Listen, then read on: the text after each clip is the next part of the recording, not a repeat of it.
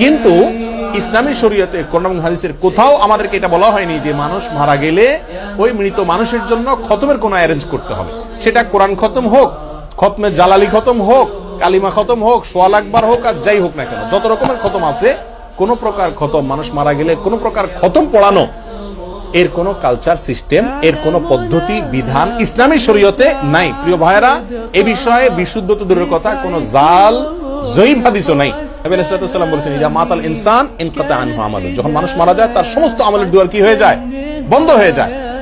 ইল্লা মিন সালাস, তিনটা আমলের দুয়ার খোলা থাকে। এক হলো, তিনি যদি কাউকে কোনো ইলম শিখায় যান, তাহলে সেই ইলম অনুযায়ী সে আমল করলে তিনি এটা সওয়াব পেতে থাকেন।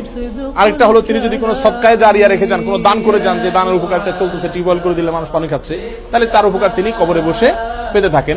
3 নম্বর হলো, তার যদি কোনো কি থাকে, নেক সন্তান থাকে, যে নেক সন্তান তার জন্য দোয়া করে তার মৃত্যুর পরে, তো ওই দোয়ার কারণেও তিনি উপকারিতা পেতে থাকেন। এই তিনটা ছাড়া এই খতম টতম আর কোনো কিছু এর ভিতরে নাই। নবী আলাইহিস সালাম স্পষ্ট বলেছেন, মারা গেলে তার অ্যাকাউন্ট ক্লোজ।